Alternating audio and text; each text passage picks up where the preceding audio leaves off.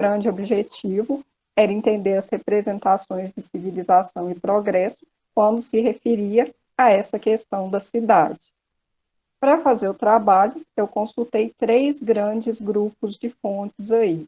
Fontes do Legislativo, como atas da Câmara Municipal, requerimentos e códigos de postura. Segundo grupo de fontes foram os memorialistas. Consultei 3 aí. Antônio Borges Sampaio, Ildebrando Pontes e o José Mendonça. Por fim, o terceiro grupo de fontes analisadas foram as fontes da imprensa.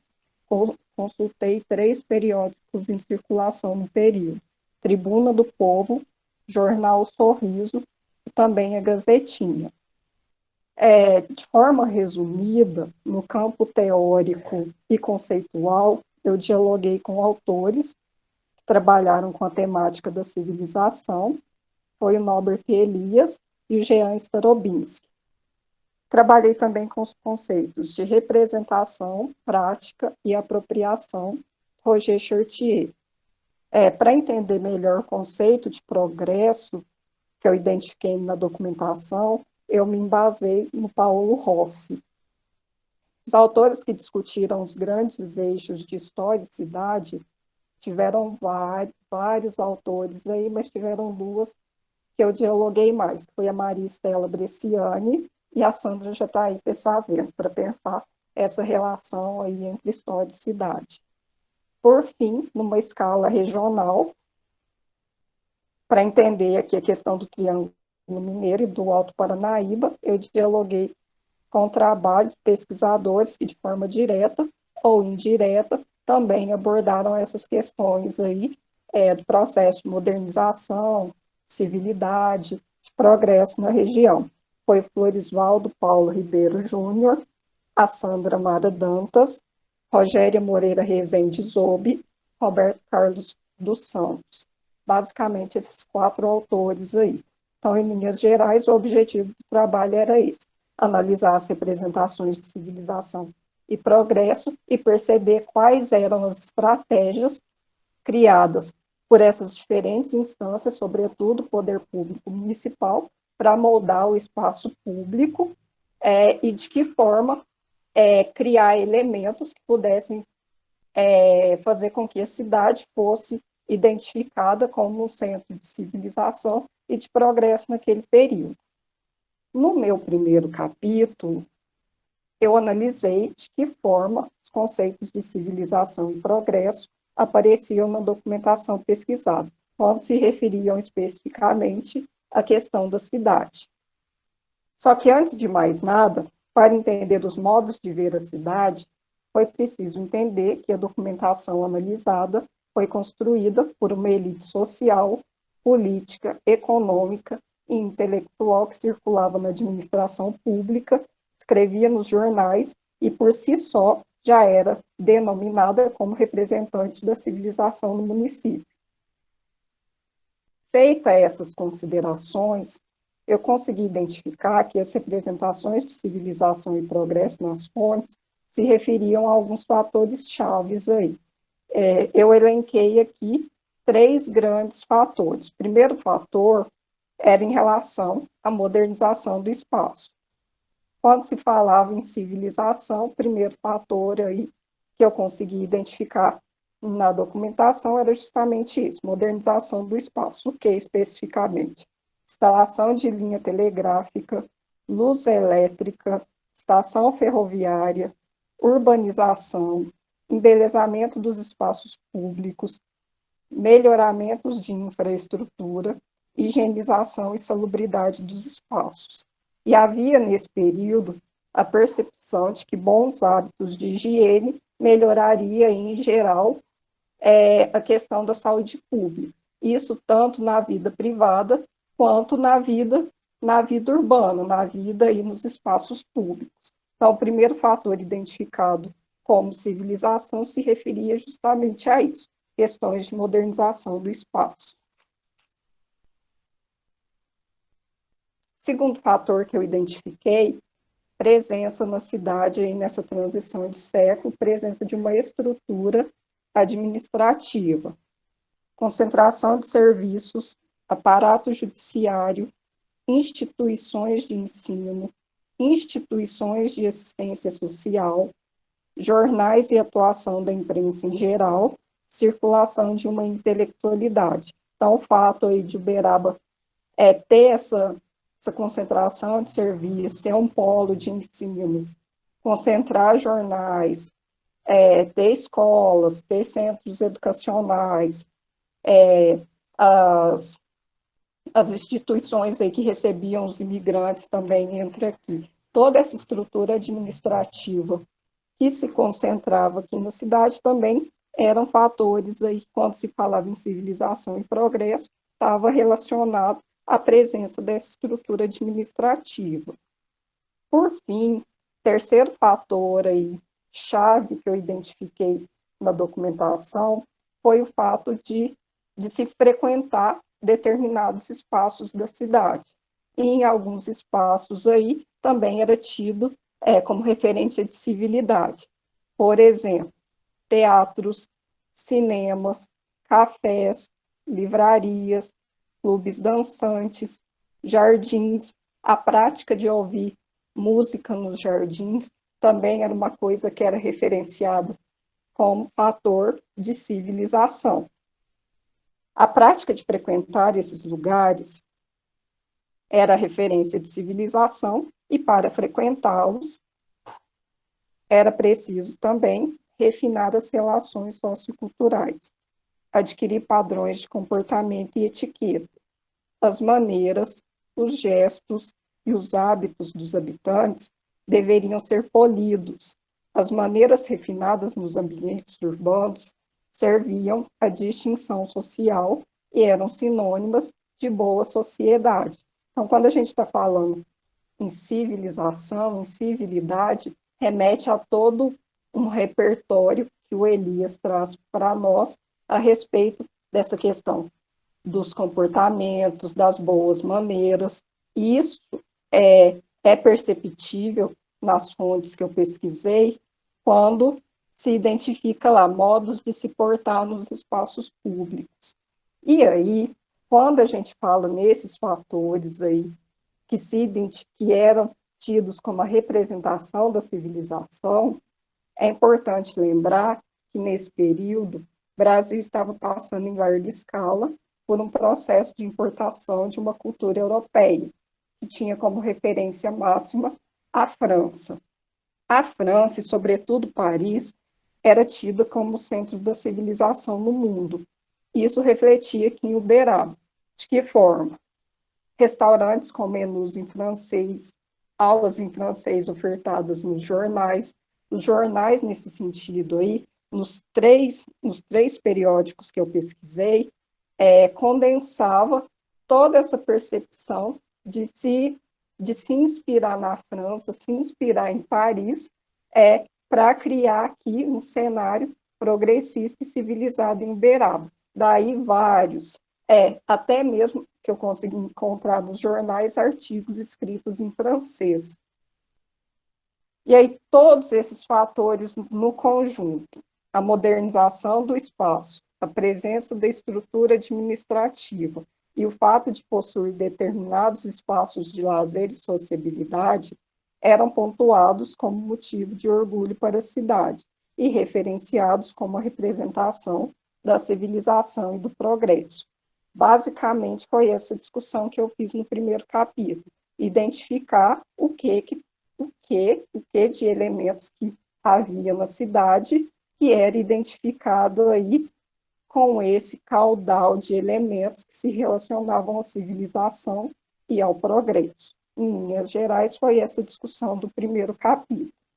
No segundo capítulo da dissertação, aí já partindo para um outro campo de fontes, foram os códigos de postura, eu tive como objetivo discutir as estratégias para civilizar o comportamento dos moradores e a paisagem da cidade.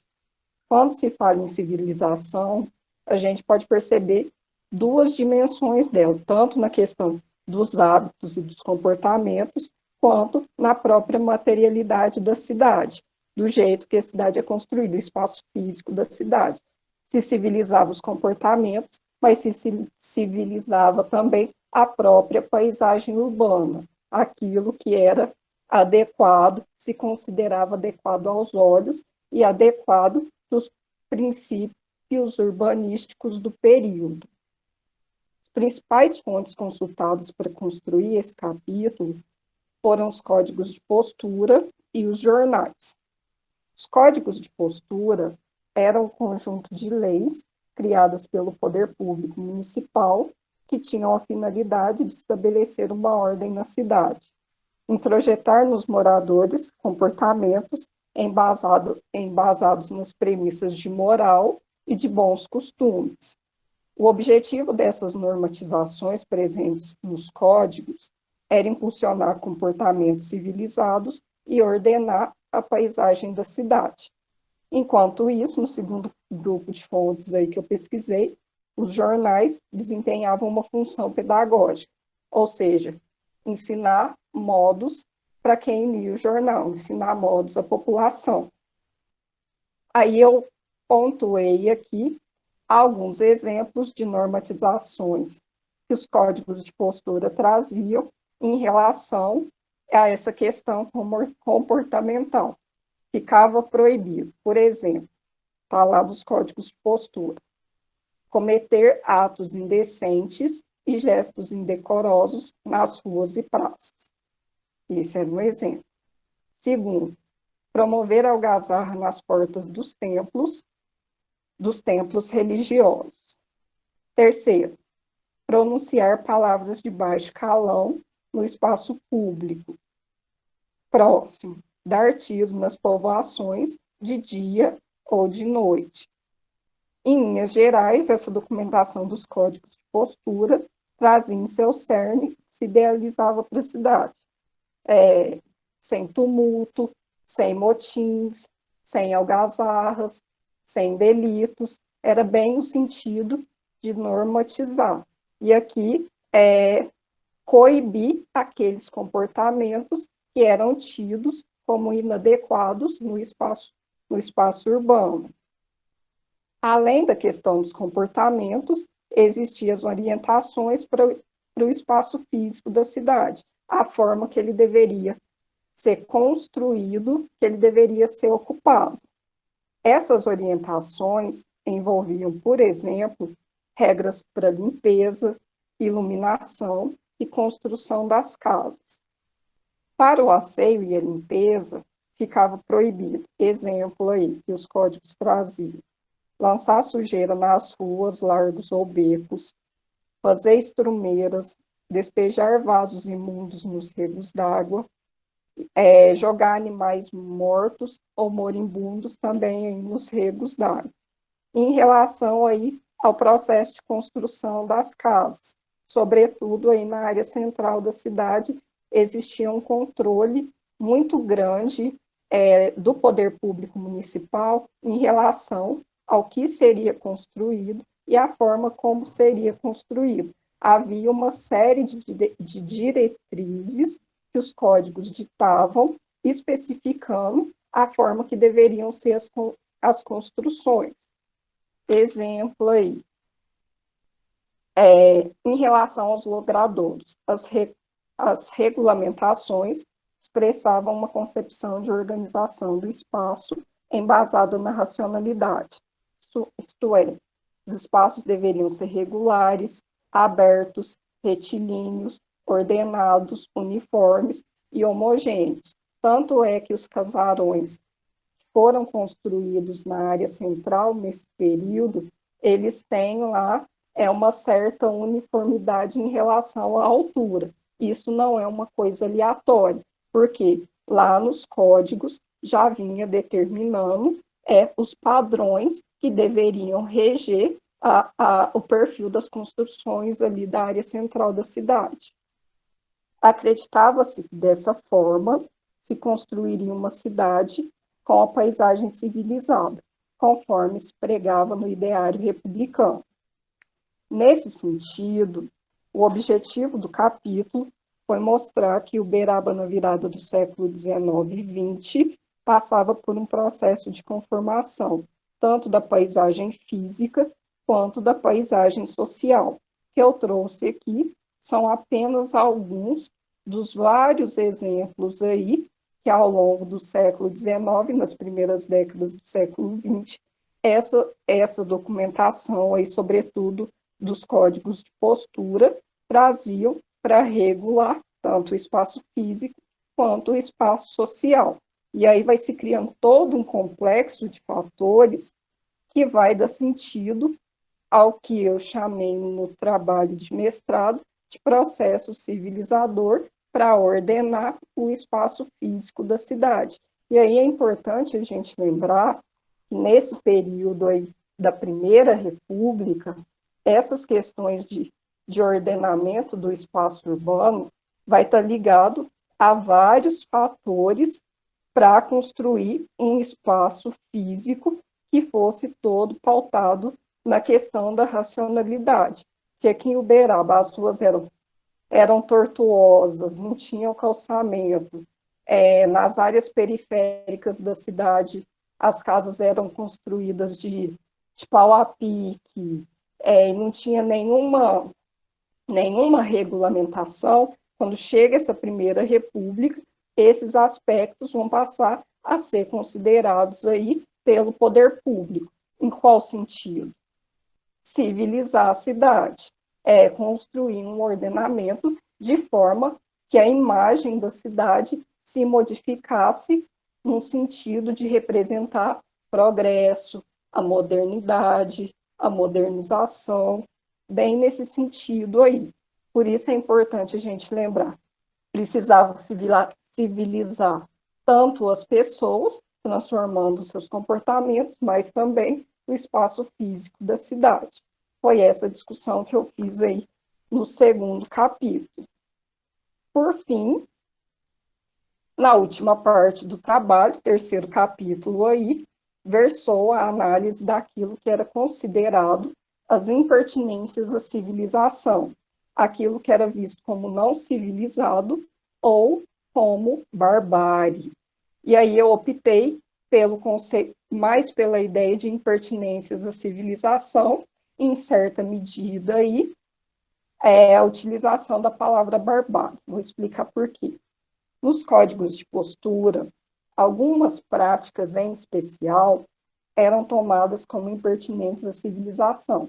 Eram símbolos de quê? De desordem.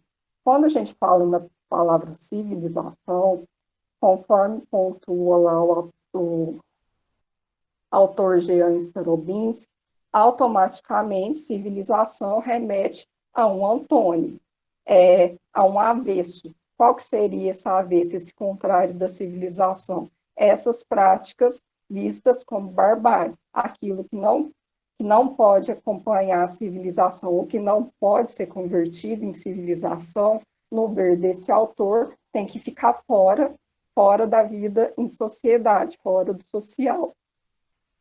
E aí, analisando tanto os jornais, percebendo na fala dos memorialistas também, e principalmente nos códigos, havia um perfil de práticas que eram tidas como referências de desorganização, de impertinente à vida moderna, de não civilizado em geral aí, se enquadravam nesse perfil.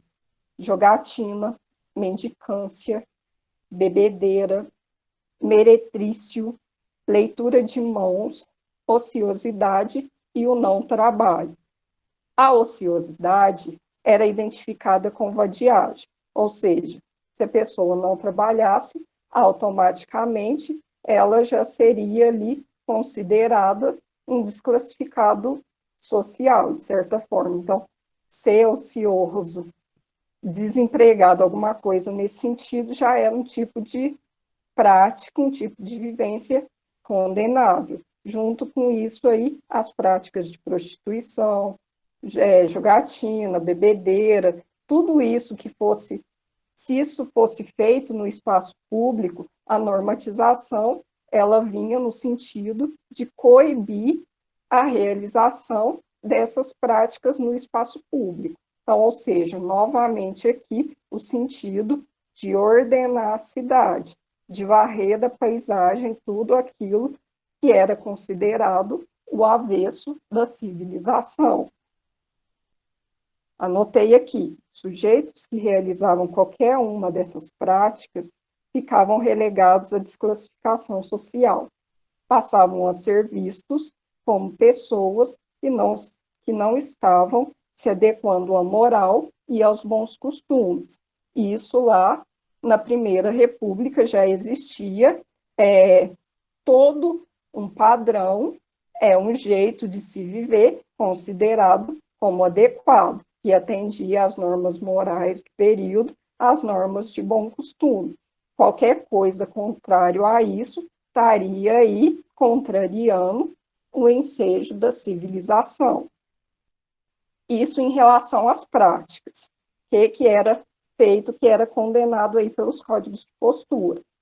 Além disso, embora as normatizações existissem com o intuito de abarcar todos os moradores, existiam pessoas que o poder público municipal procurava ocultar da paisagem. Ou seja, embora a documentação, os códigos, eles existissem com a finalidade de abarcar todos os cidadãos da cidade, existiam sujeitos aí que eram privilegiados na hora de construir a normatização. Pessoas específicas que se queria que, de certo modo, ficasse aí ocultadas da paisagem urbana.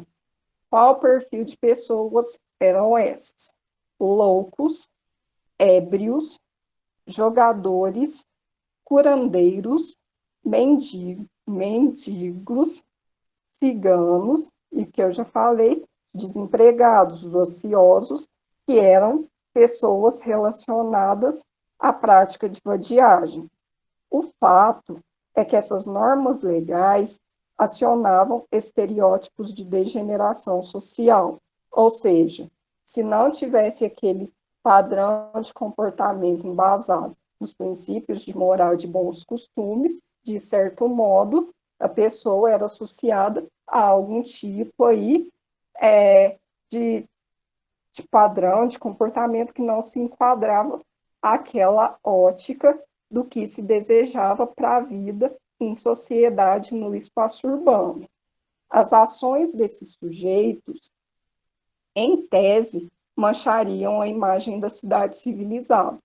Ou seja, todo esse repertório que o poder público municipal cria por meio das leis, juntando com a atuação do jornal, que, de certo modo, fazia coro a essas ideias propostas pelo poder público, ia nesse sentido aí de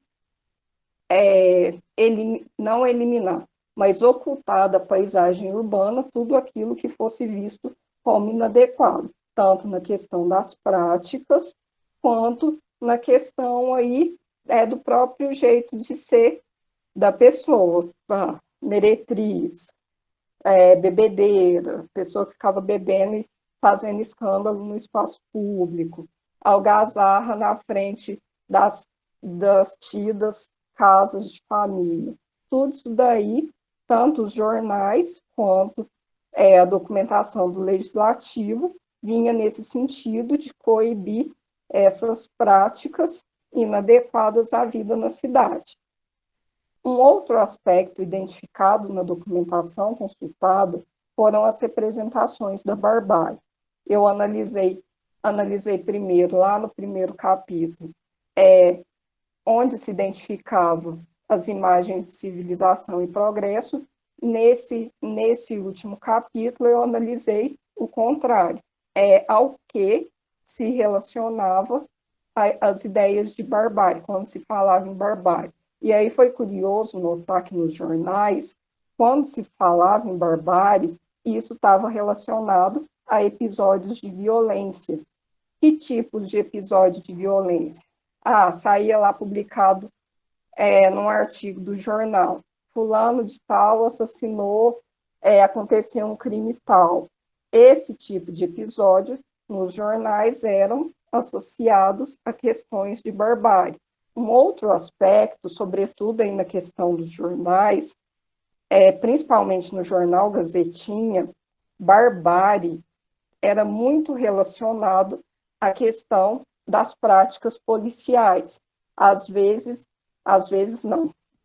Li em vários artigos aí, os articulistas criticando as ações dos policiais, tratamento de truculência realizado em relação a pessoas que transitavam nos espaços urbanos, quando cometidos pela polícia, no jornal era designado também como ação, como um ato de barbárie.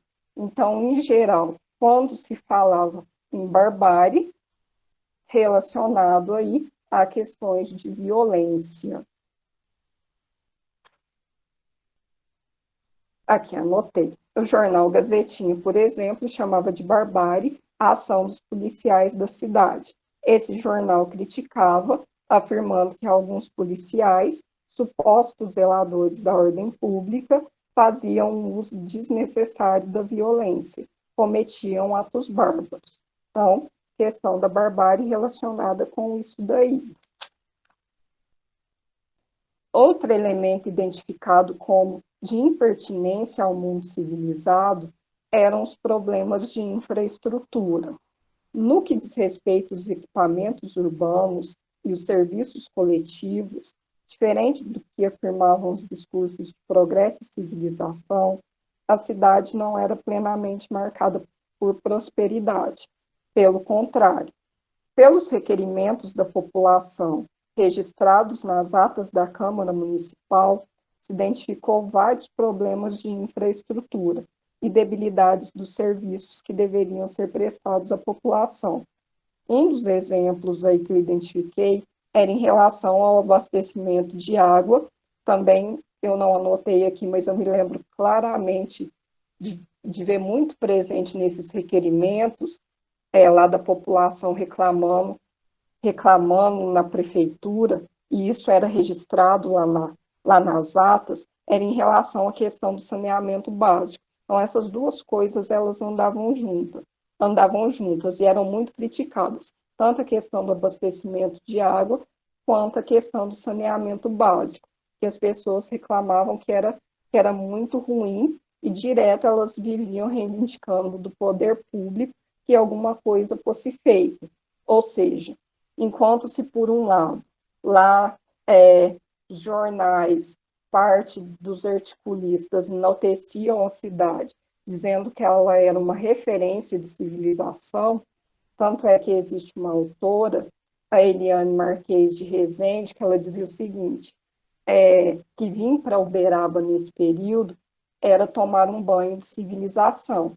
E aí, quando a gente analisa essa documentação que nos permite pensar e ver um outro ângulo da cidade, nós vamos conseguir identificar uma série de problemas aí relacionados à questão de infraestrutura, questão dos serviços básicos prestados à população, de forma bem precária, bem carente mesmo, bem debilitada.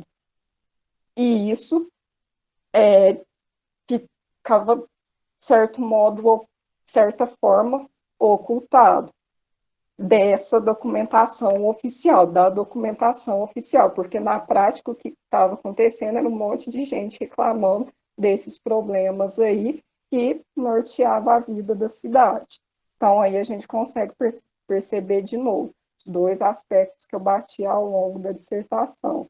Processo para conformar tanto os comportamentos quanto para conformar o espaço físico da cidade. Só que quando a gente faz a crítica da documentação, das fontes, nós conseguimos perceber todo um outro lado do avesso, do não modernizado, do não civilizado, do não progresso. Pode se colocar dessa forma. Por fim, um fator emblemático desse processo de conformação da paisagem da cidade, com vistas à civilização, foi a demolição da Igreja do Rosário, em 1924. existem algumas hipóteses para essa demolição. Ou seja, em 1924, uma igreja ficava na área central aí da cidade foi literalmente apagada da paisagem. Existem algumas hipóteses para essa demolição da igreja. A primeira delas, pontuada por uma autora que chama Teixeira Vale. Ela fez um estudo sobre a arquitetura religiosa do Sertão da Farinha Podre no século XIX. E ela afirma que, nesse período, algumas igrejas do Rosário da região foram sendo demolidas sob a justificativa de que eram símbolos de atraso. Então, ela pontua, ela exemplifica aqui o caso de Uberaba e de outras cidades aqui da região, onde a Igreja do Rosário também foi demolida. A Igreja do Rosário, para quem não sabe, é considerada a Igreja dos Homens de Cor. Era referência dos afrodescendentes dentro da cidade, onde eles celebravam suas práticas religiosas.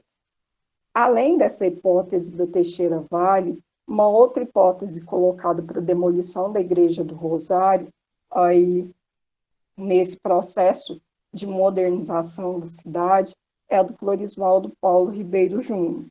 Ele afirma que a demolição seria uma forma de apagar da paisagem um tempo que lembrava a escravidão, que lembrava a escravização.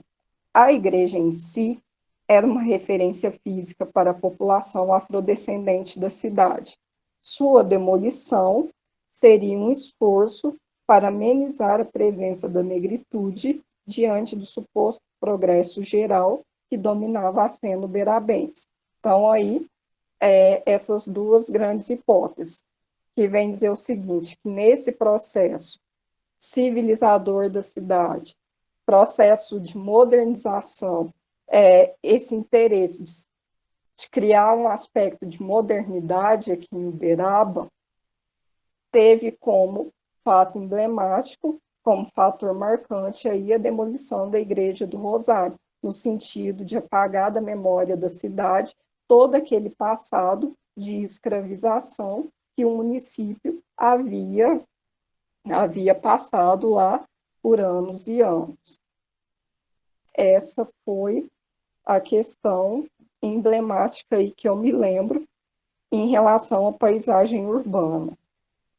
As conclusões gerais do trabalho. As representações de civilização na cidade não eram homogêneas. Haviam diferentes discursos, projetos de civilização. As estratégias conformadoras dos hábitos e pacificadoras das condutas nos espaços da cidade nem sempre funcionavam. Havia quem pouco se importava em ser ou parecer civilizado. Isso tem muita relação com o fato de Uberaba ser uma cidade que até os dias de hoje possui forte ligação com o universo do campo. Às vezes a pessoa ela se mudava aqui para a cidade e ela continuava reproduzindo no meio urbano os hábitos rurais que ela trouxe lá da fazenda, que ela trouxe do campo. Por fim, valeu a pena pensar a carga de violência incutida nesse processo civilizador da cidade, capaz de literalmente varrer determinadas pessoas do meio urbano e apagar da paisagem uma igreja que era representação por parte da sociedade de atraso, de não moderno e etc. Acho que é isso. Caramba, Raniele, tentando anotar tudo aqui. Só eu já tenho umas 5 perguntas, mas eu queria te agradecer e vou pedir para quem quiser se inscrever, que eu acabei não avisando no início do vídeo, né? Quem quiser se inscreve no chat, que aí a gente abre o microfone. Se não se sentir à vontade para falar, pode digitar a questão no chat e a gente aproveita a presença da Raniele aqui o máximo que a gente puder, porque assim, Raniele, eu queria primeiro te parabenizar. Eu indiquei a dissertação para os meninos do PET, né? Mas eu não indiquei para os convidados, e a gente tem aqui alguns alunos da graduação, algumas pessoas da comunidade da UFTM, né, técnicos, funcionários, que leram, cuja referência foi exclusivamente o artigo, né, A Cidade Civilizada, que saiu na revista Triângulo. E eu acho que, assim, você dá conta, tanto na exposição quanto na dissertação, de fazer um trabalho que é muito caro para nós, historiadores, que é essa confrontação de documentações distintas, né, e perceber movimentos muito peculiares em tanto pensando a condição narrativa dessas fontes, sua construção, né, a que elas estão presas em narrar e representar, e ao mesmo tempo, ao colocá-las em diálogo, perceber justamente que é o nosso trabalho, né, possíveis cenários que explicam o movimento histórico de pessoas que estão mais do que retratadas apenas em ideários, né? Mas estão vivendo muitas vezes à margem desses ideários, e quando há muitos ideários em confronto aí, principalmente com relação à questão da civilização. A Mariana Mantovani já se inscreveu, então vou passar a palavra para ela, e aí eu arremato depois com as minhas inscrições, tá? Então, Mariana, fica à vontade. Tá dando para me ouvir? Tá me ouvindo? Sim. Primeiro, parabéns, Ranieri. Foi uma apresentação muito gratificante, muito enriquecedora para mim, acredito que os demais. Então, muito obrigada. Eu tenho algumas perguntas. A primeira é que você colocou que as igrejas, tipo assim, frequentar as igrejas, de modo geral, era vista como um fator positivo dentro dessa civilização que buscava uma modernidade. Então, assim, frequentar a igreja, ter todos aqueles padrões que eram ditados. E, por um outro lado, também, você tinha os imigrantes. E assim, pensando no caso nosso de Peirópolis, da imigração espanhola, Peiroli era espírita. Então, como que era visto esse contraste, assim, de um homem que era europeu, então tinha influências do tipo ele é uma pessoa civilizada aqui na nossa sociedade, mas ele não corresponde ao padrão católico na época, por exemplo. Aí eu tenho outra pergunta também. Assim, o trem era visto como um símbolo de civilização e passava por Peirópolis. Então, por que aquele espaço não é considerado um espaço urbano, um espaço que foi destinado para as camadas ocuparem de modo geral? O que faltava, assim, o que destoava do restante da cidade, dos centros urbanos? E outro apontamento é que tipo, você falou da violência policial, e eu queria saber se a violência policial era só má vista nos centros urbanos ou era também má vista nas periferias e nos centros rurais? É isso. Obrigada. Bom, Mariana, tem perguntas aqui que dão um bom plano de discussão. Primeiro, em relação aí à questão da presença da igreja, da religiosidade e os grupos que chegavam na cidade. Aqui em Uberaba, nesse período que eu pesquisei, no finalzinho do século, quando a gente pensa na questão do ordenamento urbano, acho que o primeiro grande fator que a gente tem que pensar é que a igreja, quando começaram a surgir os primeiros núcleos urbanos no interior do país, a igreja era uma referência para o ordenamento urbano. Criava-se lá primeiro uma igreja, depois nas laterais da igreja se abria duas ruas, a igreja lá no topo, na parte mais alta do plano, as ruas nas laterais, as elites da cidade começavam a construir as suas moradias no entorno ali das proximidades da igreja. E aqui em Uberaba, nessa questão do sítio urbano, a gente tinha duas grandes partes na cidade. Da parte de cá do Córrego das Lajes e a parte de lá do Córrego das Lajes.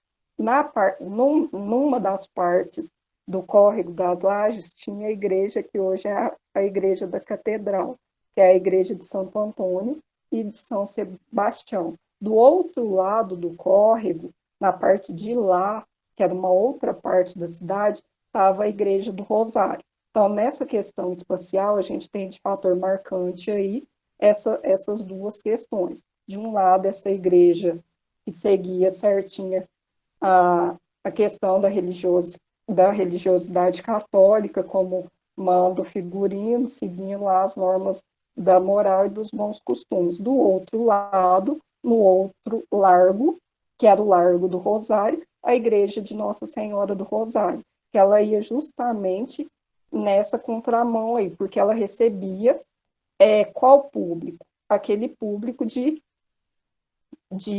ex-escravizados, de afrodescendentes, que tinha as práticas da congada, as festividades aí e as manifestações culturais relacionadas à população negra da cidade.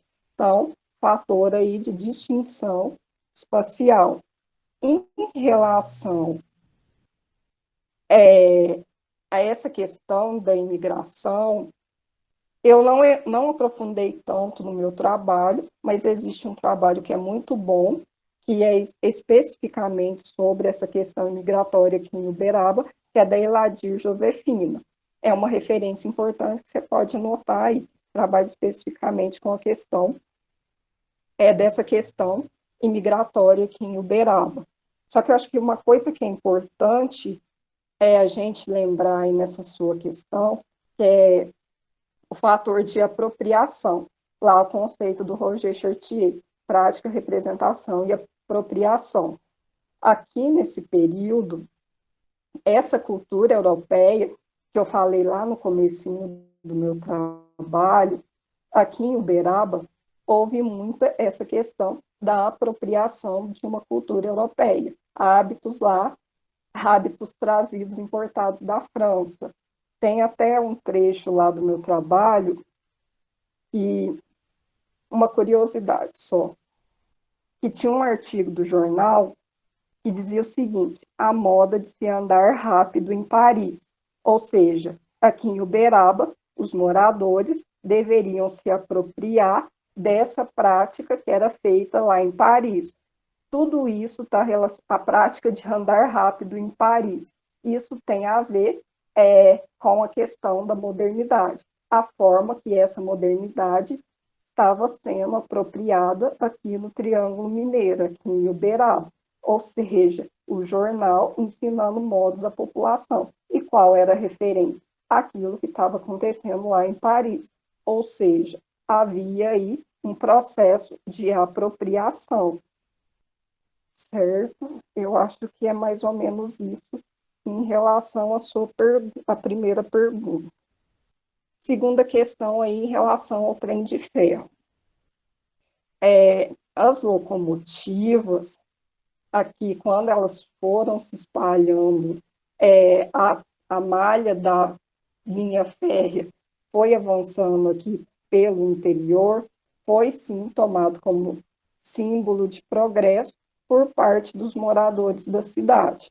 Mas não eram todas as pessoas que viam a chegada do trem de ferro, da estação ferroviária, como um símbolo de progresso e modernidade. Eu acho que, nessa parte, o trabalho da professora Sandra Amada Dantas nos contempla muito bem, que havia, sim, que ela vai dizer que havia, sim, esse ufanismo, dizendo que o trem de ferro traria prosperidade, mas que não eram todas as pessoas que viam dessa forma. E essa lógica, ela vale quando a gente vai pensar a questão do processo civilizador. Tinham, sim, as pessoas que exaltavam e enalteciam a civilização, mas tinha pessoas que estavam pouco se importando em ser ou parecer civilizado. Tanto é que nessa questão do trem de ferro aqui, tem um trecho do trabalho da professora Sandra, que ela cita de uma pessoa, eu não me lembro se é uma senhora, que quando chega à linha do trem de ferro, ela faz o símbolo da cruz, rejeitando aquilo que estava chegando. Então, a gente pensar as contradições desse processo de modernização. E aí, eu não sei te dizer, lá no caso de Peirópolis, quais elementos urbanos vocês teriam para identificar aquilo como um centro urbano e não simplesmente como uma área rural. É a presença da linha do trem de ferro? É isso. Esse poderia ser um elemento. Aqui no caso de Uberaba, no aspecto de urbanização, que eu posso te dizer é o seguinte, que quando foi construída a estação do trem de ferro, a Rua do Comércio, que era a rua que saía do centro e ia da passagem lá para a estação de trem, ela se desenvolveu. A cidade ela começou a crescer, a se urbanizar rumo ao sentido da linha do trem de ferro. Lá em Peirópolis, eu não saberia dizer se a construção da estação de trem foi um fator para denominar aquele núcleo como núcleo urbano, certo? E aí pensar essa relação, essa tensão campo, cidade, urbano e rural, que é o enfrentamento que eu estou tendo agora da tese. Se aqui para Uberaba isso é muito complicado de ser feito, essa relação campo, cidade, urbano e rural, lá em Peirópolis, eu imagino que também é um fator que precisa ser problematizado. Em que medida, o que havia lá no final do século XIX que fez aquela estação ferroviária, aquele núcleo ser caracterizado posteriormente como núcleo urbano, certo? Em relação à questão policial, você podia repetir para mim, fazendo um favor, que eu me esqueci? Qual é a pergunta? Você tinha colocado que a violência policial era vista com maus olhos, né, nos jornais, e eu queria saber se essa visão era só tipo, da violência policial dentro dos centros urbanos, ou também era na periferia, que também era recriminado essa violência policial? Sobretudo na periferia, em todas as partes da cidade. E agora, como eu estou trabalhando na tese, não tem como eu desvincular. Eu estou com um olhar muito voltado nas questões que eu estou discutindo lá agora. E justamente, bem recente agora, eu li no jornal Lavoura e Comércio justamente essa questão de crime e de violência nas áreas rurais. Consegui identificar lá ação da polícia na área rural, crimes na área rural, em função das questões do coronelismo aqui na região, onde ao invés de se resolver as questões conversando, o pessoal resolvia aí os problemas na bala, na base do tiro, questão bem forte, aí eu nem quero entrar muito, porque eu estou discutindo na tese, eu quero defender primeiro, mas sim, consegui identificar questão da violência policial aí em todas as áreas da cidade, desde lá na área central. Exemplo aí, os códigos de postura contemplam muito bem essa questão. Quando acontecia algum motim, alguma algazarra, tinha, sei lá, uma pessoa considerada louca gritando no meio da rua. Se acionava a polícia para ir lá e recolher a pessoa. Quebradeira lá entre vizinhos. Algum desentendimento que perturbou a ordem pública, se acionava a polícia. E aí, quando se acionava a polícia e esse pessoal que circulava pela imprensa via a ação policial como truculência, eles iam e relatavam nos jornais. Bem nesse sentido, em todas as áreas da cidade. É isso. Uau, Raniele. Várias indicações aqui para o nosso trabalho. A professora Sandra pediu a palavra para fazer uma questão. Sandra, fica à vontade. Oi, Raniele. Oi. Olá ao Todo Pet, a todos presentes, né? Raniele, é um prazer revê-la, te admiro demais, você sabe disso. Estou curiosíssima pelo seu trabalho. Eu acho até que a questão que eu tenho está relacionada exatamente com o seu trabalho aí de doutorado. Se você quiser discutir, tudo bem. Se não, a gente aguarda. Porque é um pouco essa dicotomia, né, do rural e do urbano, e essa ideia de civilização, né, de civilizar, uma preocupação muito grande em civilizar o urbano e o Uberaba, mas qualquer documentação, uma documentação que você compulsou, ou tem compulsado, né, como aparece o rural? Ele também precisa ser civilizado? Exato, exato. Professora, olha, esse é justamente o texto que eu estou escrevendo nessa altura do doutorado.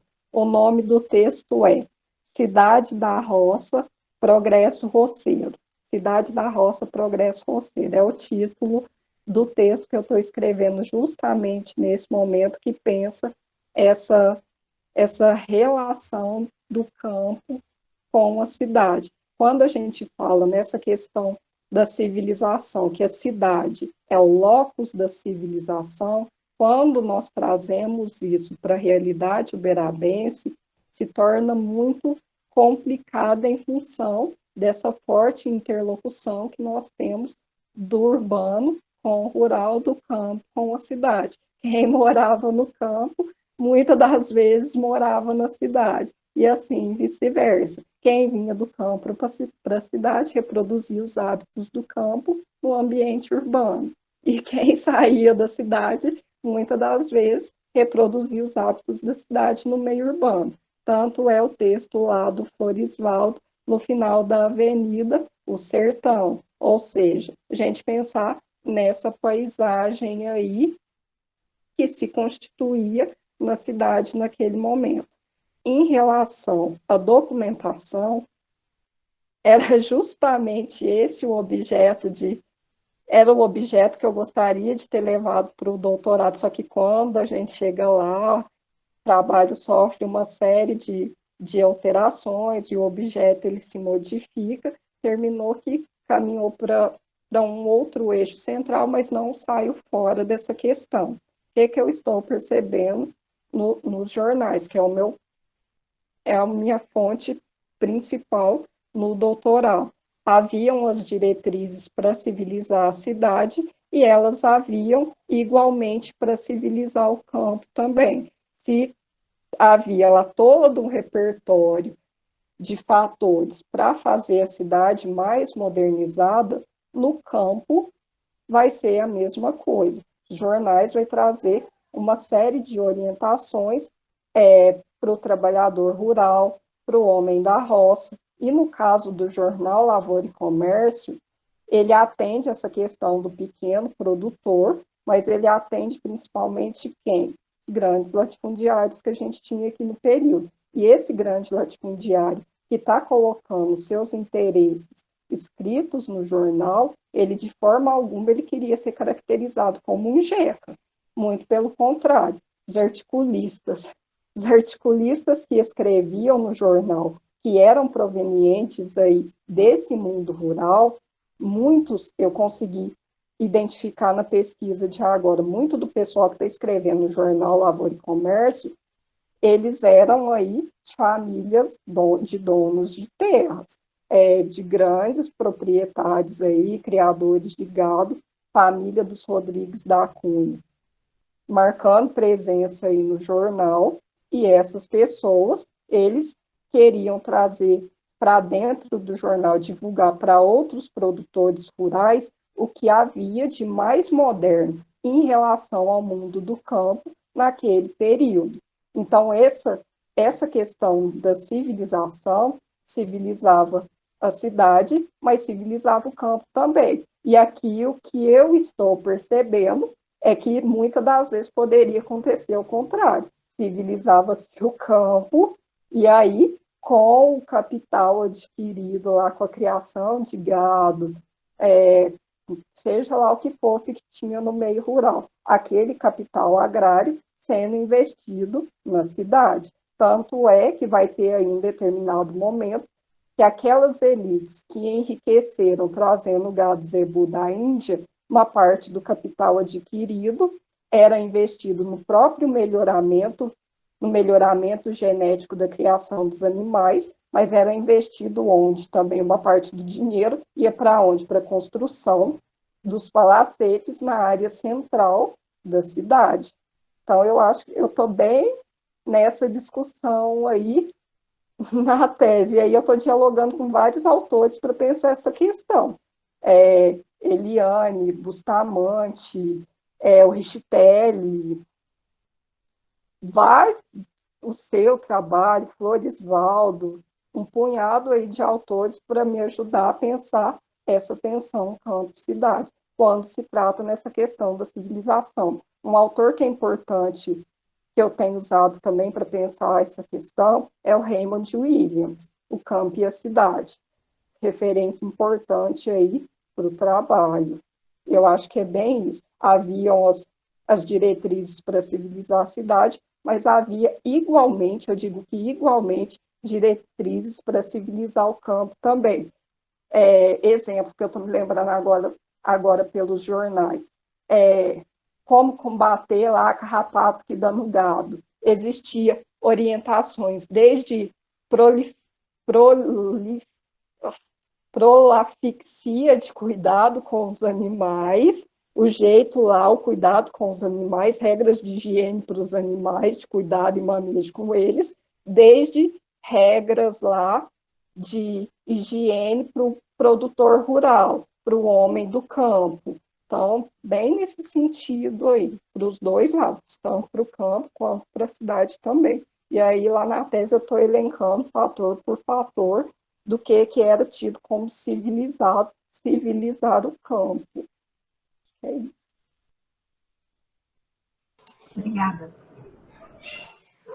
Ótimo, Raniele. A Sheila Chumbinho, ela fez uma pergunta aqui no chat. Sheila, você não quer perguntar oralmente? Que eu posso reproduzir. Então, fica à vontade. Sheila? Tá me ouvindo, Sheila? Bom, não sei se ela tá nos acompanhando aqui ou tá com problema para ligar e desligar o microfone, que acontece. A Raniele, ela perguntou o seguinte: as reclamações referentes à estrutura urbana que tinha na região da cidade, ela era em quais as regiões? Quais as regiões você conseguiu identificar que haviam essas reclamações referentes à infraestrutura?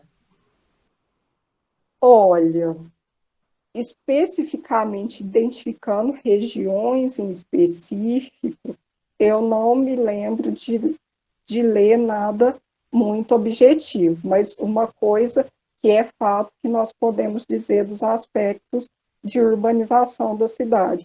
Os melhoramentos urbanos, os aspectos de melhoramento de infraestrutura eram feitos, sobretudo, no centro, na área central da cidade, onde havia as moradias das elites aí. No caso das periferias, nesse período que eu pesquiso, quando chega em 1927, a cidade ela vai ser dividida em 3 grandes zonas: urbana, central, urbana e suburbana. A área suburbana é o que a gente chama lá das periferias. Tem um autor que deixa eu me lembrar o nome dele aqui, que pesquisa, é o Renato Muniz. Renato Muniz, que também pesquisa Vida e Morte de um Córrego. Vida e Morte de um Córrego. O Muniz, ele se baseia muito no texto do Bustamante para dizer que nessa área periférica aí da cidade existiam as chácaras. A chácara fazendo essa zona de transição, inclusive, aí, entre o urbano e o rural. Nas saídas da cidade, haviam as chácaras. E o que o Muniz diz para nós? Que onde haviam essas chácaras, na saída da cidade, quando a chácara pertencia a alguém de prestígio, lá no rumo daquela chácara eram feitos os melhoramentos urbanos.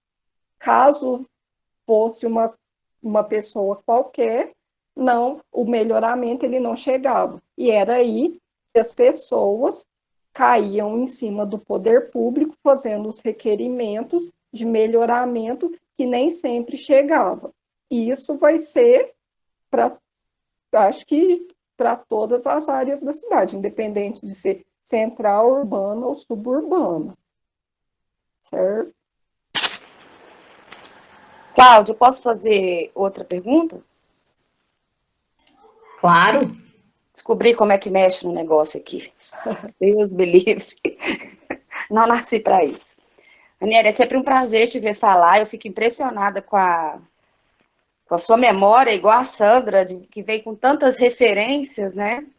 E eu vendo a preocupação dos meninos em pesquisar Peirópolis, e você falando desse processo civilizatório que o Uberaba procura no final do 19, começo do 20, aí eu não sei se tem a ver com a sua dissertação, mas tudo que o Peiró construiu e fez, né, na Estação Paineiras, também não tem uma visão dele de levar esse processo civilizatório para aquela localidade?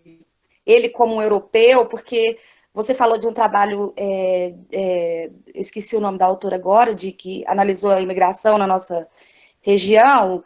Eu lembro que eu li o livro, espanhóis e italianos, eles vinham como mão de obra, né? Não como uma referência civilizatória para a nossa região, mas principalmente como uma mão de obra para substituir a mão de obra escrava.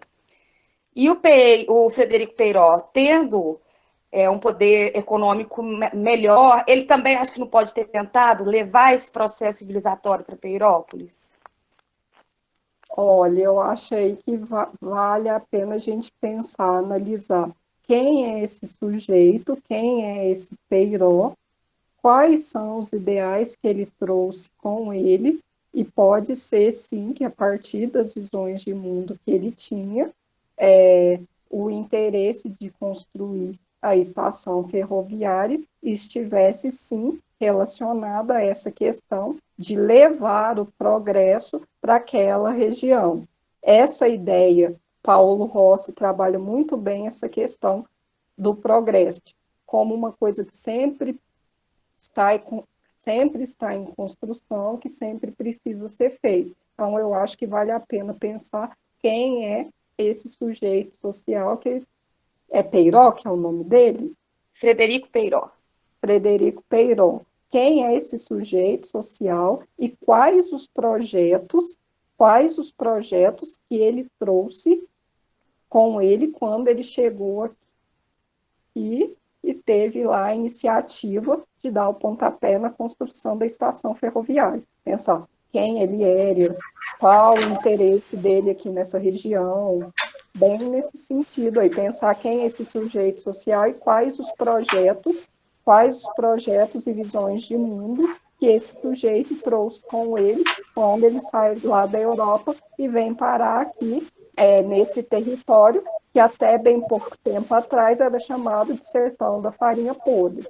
Sertão, nesse período, inclusive, aqui que eu pesquiso, havia essa dicotomia, o litoral, sertão, campo, cidade. Litoral, a faixa civilizada. O sertão, a área do país que precisava ser dotada de civilidade. Um trabalho que é muito bom para entender essa questão é da Márcia Mantino, Mundo das Feras. Vale a pena ler, viu? Eu acho que é bem nesse sentido, pensar quem é o sujeito, quais os projetos dele. No caso, o Peiró, ele é uma grande incógnita para a gente, porque a maioria dos documentos, né, e os relatos que a gente tem da atuação dele, né, são muito circunscritos a uma memória familiar e há poucas referências de documentação periódica, né, que está muito alinhada a essa coisa de laudar uma memória, não necessariamente no processo de vida dele, mas no pós-mortem mesmo. Então, é interessante, mas, por exemplo, ele chega, a estação já existe, então ele se estabelece em Peirópolis, a estação já está lá. O que ele traz de referência é a escola para o bairro, a dinâmica de uma a arquitetura da Belle Époque ali, para as estruturas arquitetônicas instaladas ali, né? Então, o correio, o telégrafo, né? A casa da telefonista, esse tipo de serviço que eram exclusivos de um espaço centralizado, urbano tradicional, e não necessariamente um distrito rural. Mas o que eu queria, e aí eu vou aproveitar, o Raniele, com relação às impertinências à civilização, eu gostei muito da forma como você trabalha o termo, né? Porque, então, evitar usar o termo barbárie, assim, a revelia, né? E aí eu queria que você pudesse, se você puder precisar, nessas fontes, tanto da documentação periódica, quanto essas referências, né, de norteadores de costumes na legislação, quais termos que aparecem para indicar essa impertinência à civilização? Essa é a primeira pergunta. A segunda, é possível perceber nesse conjunto de documentos, então, periódicos, essas fontes legislativas, as atas da Câmara, né, que é onde aparecem a maioria dos requerimentos da população, é possível perceber a resistência desses grupos que foram ocultados nesse processo de civilidade, de civilização? Então, por exemplo, há ali algum tipo de voz ou de referência à voz de quem trabalhava com leitura de mãos, com práticas de curanderia. Então, como é que eles se colocam enquanto... eu estou usando o termo resistência aqui, né? Mas a ideia de darem outra voz para esse processo que busca ocultá-los. Então, eles aparecem nessa documentação também, reclamando, né? Uma perseguição, ou se sentindo vítimas desse processo de ocultação.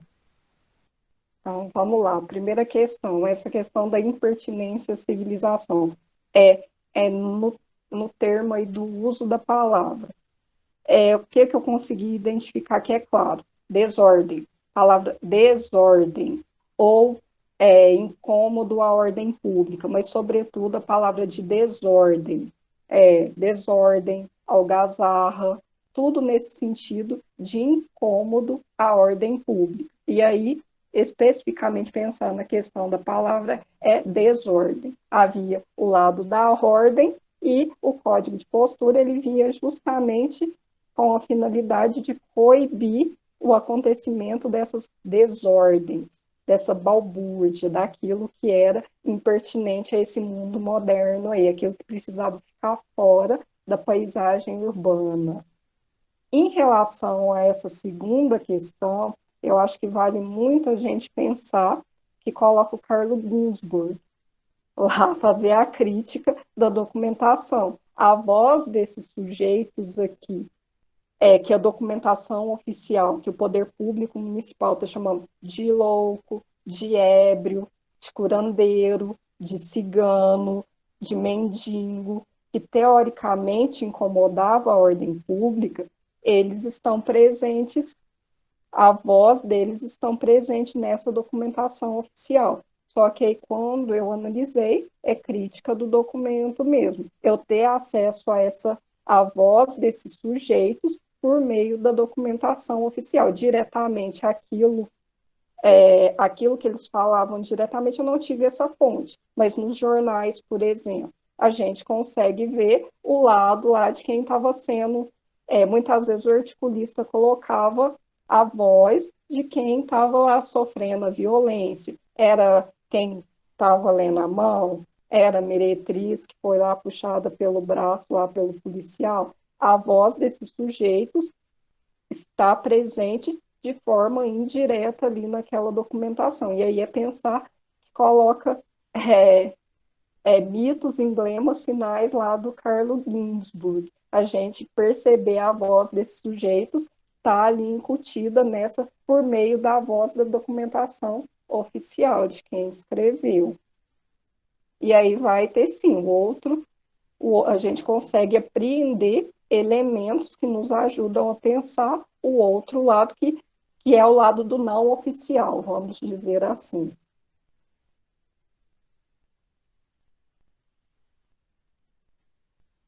Ô, Raniele, e você acha pertinente, aí já é uma questão, já que você abriu para a gente um pouquinho desse seu processo de construção da pesquisa de doutorado, né? Então, já queremos logo, por favor, defenda rápido. para subsidiar uma ideia que nasceu numa reunião nossa, se eu não me engano, Juliana e Ana Luísa, que apresentaram o texto do Paulo de Oliveira, falando sobre o processo de expansão da linha da Mogiana para além de Uberaba, né? E ele acompanha o processo do desenvolvimento no interior de São Paulo, chegando aqui na região de Peirópolis e estendendo para a região aí de Goiás. E aí ele usa um termo, o termo modernização, buscando eliminar a dicotomia rural-urbano, pensando também numa modernização rural, né?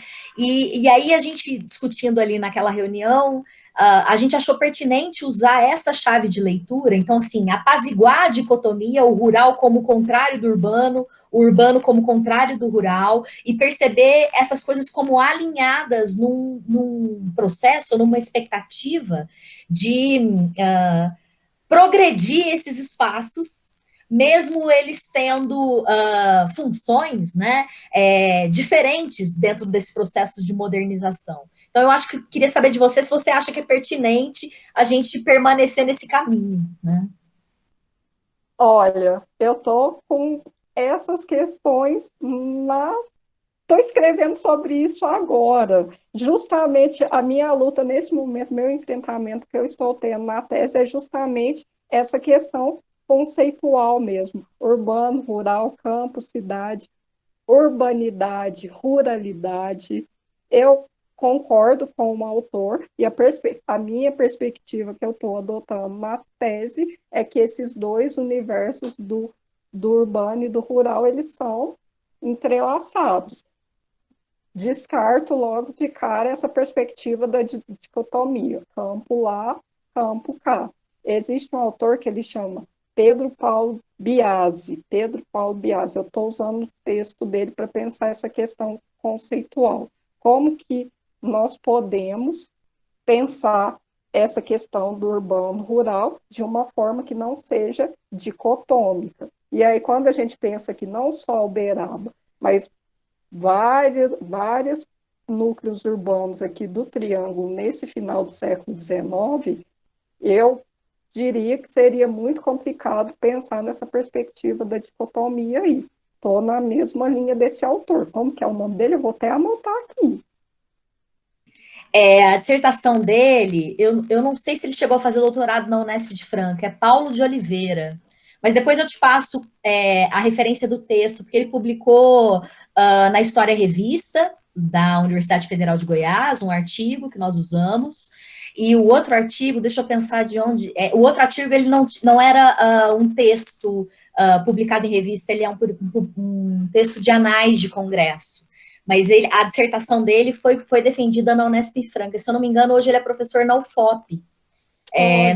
Não necessariamente no departamento de história, mas eu sei que ele é professor na UFOP. E ele trabalha com história econômica. Então, assim, a perspectiva dele é da história econômica, de que não dá para pensar modernização, o conceito de modernização, impingindo a relação campo-cidade, urbano-rural, a ideia de contraponto, de espaços que estão em conflito. Muito pelo contrário, eles estão de mãos dadas numa proposta.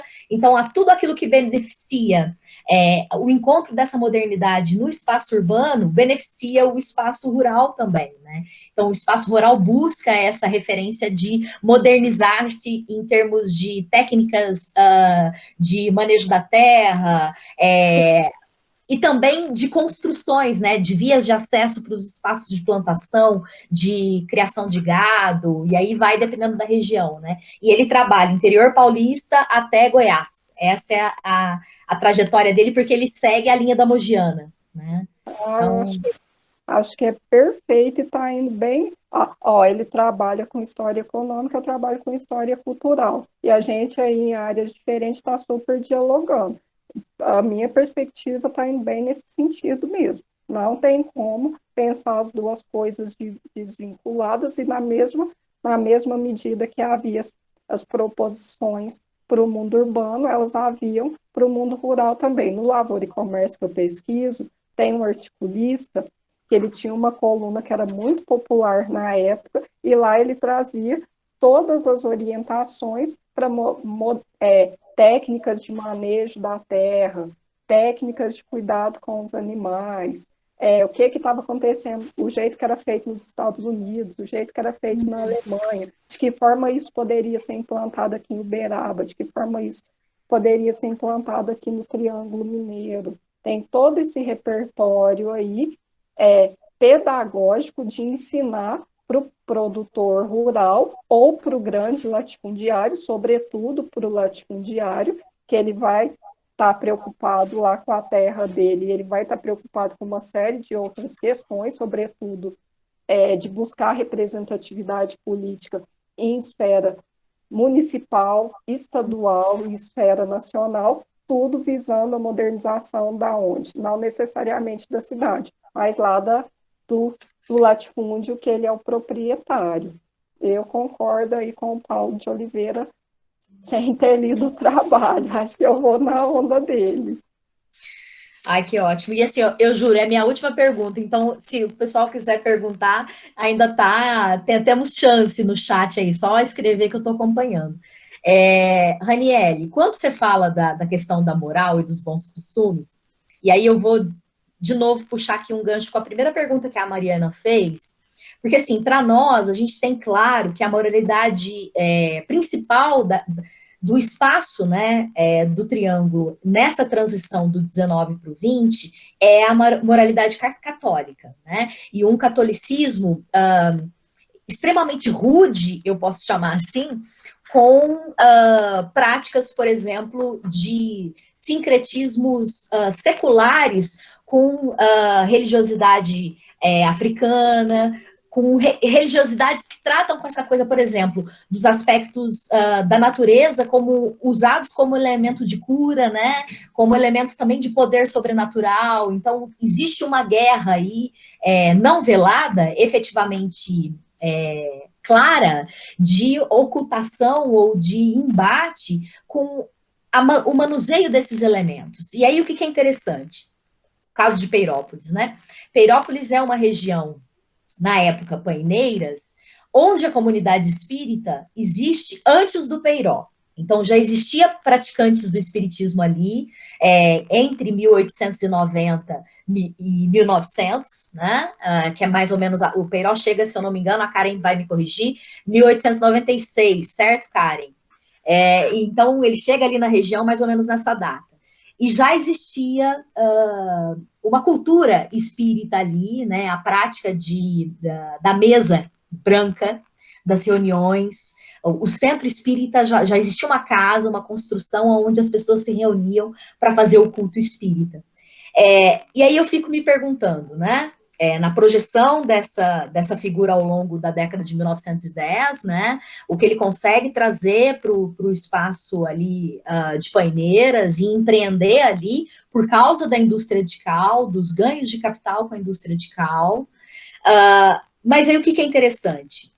É uma cultura apregoada à prática caritativa, então, por exemplo, de respeito e de solidariedade à mendicância, de respeito ao poder homeopático das ervas, tanto que o Langerton, que é uma figura que depois vai se destacar muito na comunidade, já como Peirópolis, né, ao longo das décadas de 60, 70, ele é um curandeiro no melhor dos termos, então ele produz medicamentos de origem herbária, né, sem muita orientação científica naquilo que a gente chama de ter um diploma, mas ouvindo e retratando práticas anteriores, né, de curandaria e meio que inspirado pelos espíritos, né?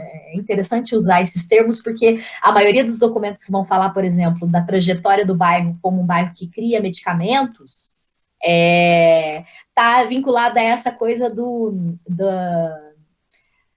da inspiração dos espíritos. Então, os espíritos inspiram alguns médiums a usar determinadas ervas, manipular determinadas ervas, trabalhar com homeopatia e ir para um lado quase transcendental aí de cura vinculando espírito e matéria, né? Junto com uma manipulação da natureza Então, a matéria, ela está vinculada e não se dissocia do espírito, e a natureza ajuda a restaurar corpo e alma, tá? É mais ou menos esse o procedimento.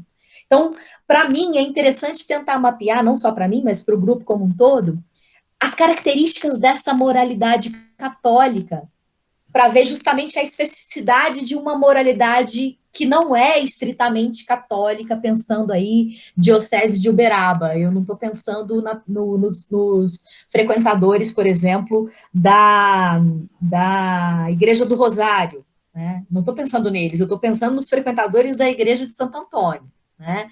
Da Catedral, né? Daquilo que vai se transformar na Catedral. Porque o jornal Lavoura e Comércio, quando vai fazer referência à memória do Peiró, são 4 páginas de um texto. Então, o texto em si tem 4 páginas, são 4 laudas, e mais da metade da publicação é dedicada a falar da memória do Peiró, mas não faz nenhuma referência à ação dele como um espírita, uma liderança espírita na região. Tá? Isso fica ocultado. E aí a Karen, que é uma das nossas bolsistas, ela chama atenção para as matérias que vêm logo em seguida no jornal, falando, por exemplo, dessa coisa, condenando as práticas dos contos do vigário, que é um dos termos que aparece ali, né, que seria mais ou menos usar a boa vontade das pessoas para enganá-las em relação a acreditar em coisas que não existem, né? Então, aí, essa manipulação do sobrenatural pode ser lida entre linhas aí, tá? Então, há uma ostentação da figura do Peiró, mas, ao mesmo tempo, não fala nada dessa atuação dele enquanto espírita, e logo em seguida vem uma matéria para detratar os aplicadores dos contos do vigário. Tá? Então, essa dimensão, então, de qual é o bom costume católico das pessoas que estão na igreja de Santo Antônio e São Sebastião, a gente precisa, se você puder, se tiver condição de fazer, né, mapear para a gente quais são as características desse bom costume. Isso vai nos ajudar a perceber essa singularidade dos habitantes e da sociabilidade de Peirópolis, no caso, Paineiras, na época, né? Não sei se ficou claro, eu falo muito, desculpa. Olha, lá no trabalho que eu estou fazendo agora, justamente do doutorado, está passando por todas essas questões, e como eu pesquiso Lavoura e Comércio também, ele está convergindo todas essas lutas de representações aí do que está rolando na sociedade. O jornal filtra aquilo dali, as discussões que está rolando na sociedade, o jornal condensa. E o articulista que eu pesquiso, ele escrevia uma coluna que se chamava Penadas Furtivas. O nome dele era Manuel Felipe de Souza. Esse Manuel Felipe de Souza, ele era espírita, certo? E ele era espírita e ele refletia as suas concepções, as suas visões de mundo baseadas no espiritismo, quando ele discutia determinados assuntos lá na coluna. Vai chegar um momento do jornal, um momento da coluna, que ele vai entrar numa briga tremenda com outro articulista do jornal. Eles começam a discutir dentro do mesmo jornal, um defendendo um ponto de vista, e o Manuel Felipe de Souza defendendo o ponto de vista dele, pautado aí nessas questões do espiritismo. O cara que estava discutindo com ele descia a lenha nessa questão do espiritismo. O outro articulista, ele era um homem de ciência, um homem da medicina, que trazia todas aquelas representações de ciência, do uso da razão, da técnica, engenharia, medicina, todo esse caudal de conhecimento baseado na ciência para questionar esse meu articulista que tinha essas visões aí. Ele falava lá de reencarnação, da força da matéria, luzes inexplicáveis na cidade, assombração. E aí os dois ficam nessa luta tremenda em relação... são lutas de representações mesmo e de visão de mundo. Um defendendo a ciência e o outro defendendo aí defendendo também a ciência, mas por esse viés do espiritismo.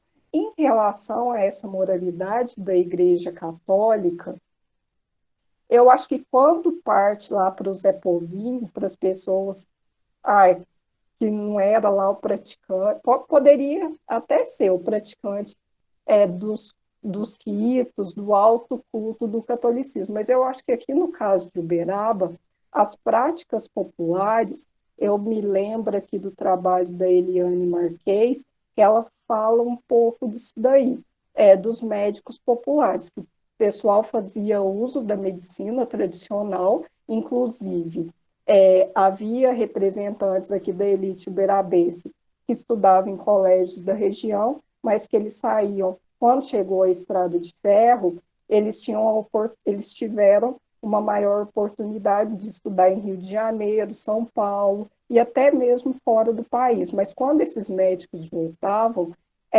não havia, quando a população ia se consultar com eles, não havia nada que impedia esse paciente, essa pessoa, de fazer uso aí de fitoterapêutico, de práticas de medicina populares. Eu não me lembro de ler alguma coisa se contrapondo à outra.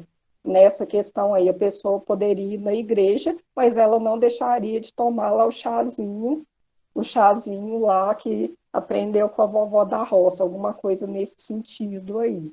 Eu acho que é por aí. Não, uma coisa não desclassifica a outra.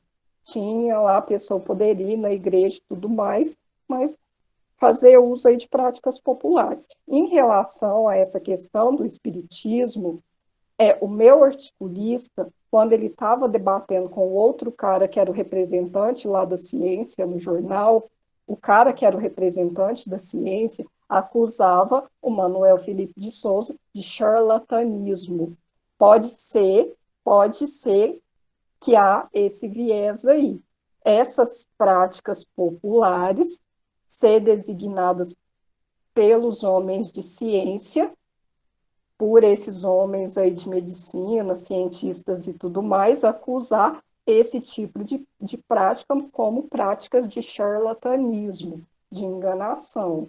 Não é uma coisa que eu conheço muito, mas eu acho que poderia ter esse sentido aí, ser condenado como charlatanismo. É essa conotação lá que o homem de ciência atribui ao Manuel Felipe de Souza quando ele critica. Ótimo. Mais questões, pessoas? O pessoal ficou tímido agora, todo mundo fechou a câmera, só a Mariana abriu. Se vocês não tiverem mais perguntas, eu vou liberar a Raniele, porque assim, eu sei que ela está numa vida louca de professora que atua com produção de conteúdos à distância para os alunos da rede básica. Todos nós estamos, né? Mas na universidade ainda estamos nos adequando, o calendário começa 20 de julho, se eu não me engano, e é voluntário, então adere quem quer, é muito diferente da situação de vocês no estado, né, Raniele? Mas eu queria agradecer demais, assim, acho que o que você fez pela gente hoje, além de, né, como boa inspiração da professora Sandra Dantas, né, no sentido de trazer milhares de referências, é mostrar essa articulação que eu achei muito pertinente, espero que os petianos tenham ficado atentos, né, do diálogo de diferentes tipos de fonte, né, então, por exemplo, a gente ainda está muito no começo do mapeamento da documentação, sobretudo da periódica, mas eu acho que, assim, você deu uma aula para a gente de metodologia, né, e do potencial de diálogo desse material. Então, assim, de fato, estou muito, muito, muito feliz e agradecida, que foram várias ideias que surgiram aqui, eu espero que a gente dê conta de fazer isso no ano, porque cada ano que passa a gente percebe que tem muito mais coisa para ser feita aqui, né. A Sheila fez uma pergunta, ela está perguntando aqui onde que ela pode encontrar mapas online do Triângulo no século XIX, se você tem alguma referência. Trabalho do Bustamante, Luiz Augusto Bustamante Lourenço, Triângulo Mineiro do Império à República. É um livrinho muito bom, eu uso ele o tempo todo, estou com ele aqui. Ó, Hum. aqui, ó. Triângulo Mineiro do Império e República, extremo oeste de Minas Gerais, na transição para a ordem capitalista. Ele traz aí uma série de mapas onde tem a regionalização, e ele tem no texto, ele explica como que era aqui certinho a região. É um livro que vale muito a pena para quem pesquisa esse período. Trabalho do Luiz Augusto Bustamante Lourenço. Pode Não tá, anotar. não tá digitalizado, não, né? Não, eu acho que não, eu não sei. Mas ele vale muito a pena de ter ele, o livro mesmo. É um livro muito bom. Ele trabalhou, a pesquisa dele era sobre inventários de terra. Aí, no primeiro capítulo, ele discute essa questão da regionalização aqui do Triângulo, como que era a vinculação com o Araxá, depois quando desmembrou. Ele traz uma série de mapas lá onde ele permite a gente entender certinho como que era a regionalização aqui no período. É o primeiro capítulo, a fonte dele eram os inventários de terra, um trabalho muito bom que eu recomendo. Ele termina falando do processo de urbanização de Uberaba. Então é um livro muito bom, que eu uso muito, fazendo propaganda aqui para o autor. Sim, ótimo. Não, então, Rani, eu agradeço muito mesmo. Valeu demais a fala de hoje.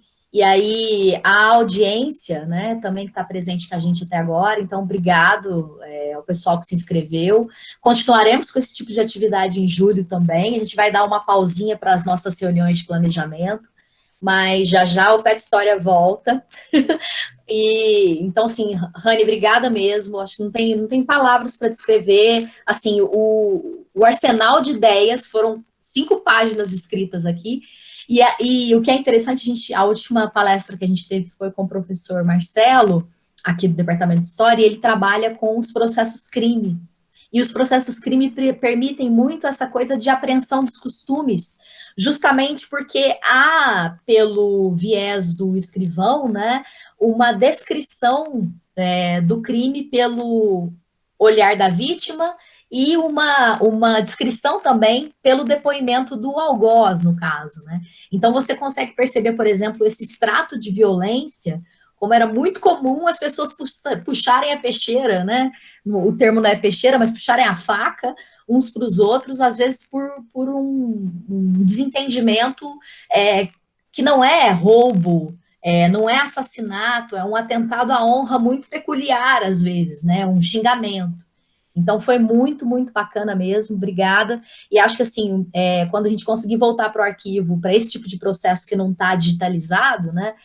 Acho que a gente vai ter um panorama, assim, até mais diverso e mais rico dessa experiência social aí, alargada, né, para além daquilo que aparece só como referência de uma elite urbanizada, urbanizante, mas com um pé no rural extremamente forte também, né. Então, muito obrigada mesmo. Eu vou pedir para o pessoal que quiser, né, se sentir à vontade, abrir as câmeras para a gente poder tirar uma foto antes que as pessoas se despeçam e saiam correndo daqui. Só vou pegar o telefone. Então, quem se sentir à vontade pode abrir a câmera. O Flávio chegou, nosso coordenador está aqui. Obrigada, Flávio, pela presença. Uma alegria tê-lo conosco hoje aqui. Tá todo mundo... Uau! Vou aqui tentar... Vou ver se consigo pegar todo mundo aqui com o meu celular, porque o meu print screen não tá lá essas coisas, não.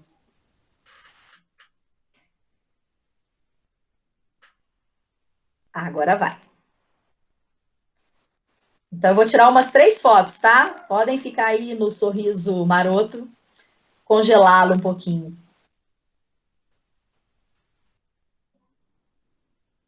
E X de novo.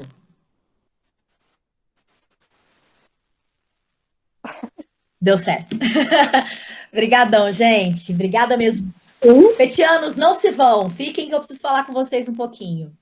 Raniele, depois eu te escrevo, tá bom? Obrigada. Tá bom. Deixa só eu agradecer. Agradeço de novo, Cláudia, pelo convite. Agradeço todo mundo que participou, que teve paciência para me ouvir até no finalzinho. Agradeço a professora Sandra. Um abração para vocês todos. Saudades. Eu espero que a gente se reveja ao vivo em breve. Beijo. Obrigada. Obrigada a você, Rani. Já, já, se Deus quiser, a gente vai conseguir se encontrar de alguma maneira, né, gente? O negócio tá tenso pro nosso. Um Beijo. beijo, tchau. Tchau. E aí, senhores petianos, tudo bem com vocês? Ó, a Ana Luísa falou que não apareceu, que ela tá no trabalho de máscara, então ela não quis aparecer de máscara aqui pra gente, tá? Ai, ai, essa parte é boa. Eu vou pausar aqui a gravação, só pra gente